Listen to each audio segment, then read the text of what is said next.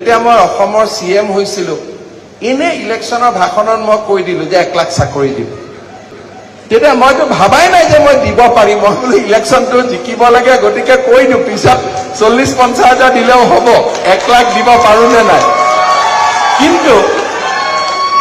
মোদীজীয়ে মোক ক'লে যেতিয়া ইলেকশ্যন মই জিকিলো যে হিমন্ত ভাষণত কি কৈছিল মই এই 4টা কৈছিল আৰু মোৰ দ্বাৰাটো নহব কৈছে কৈছিলিটো কৰিব লাগিব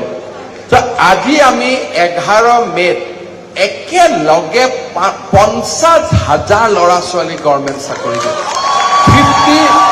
50,000 इंडिया किमान स्टेटे দিব পাৰিছে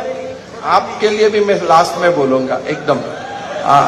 थोड़ा सा मैं ये लोगों को अच्छा बातें बोल रहा हूं फिर आपको मैं बताऊं हाँ सो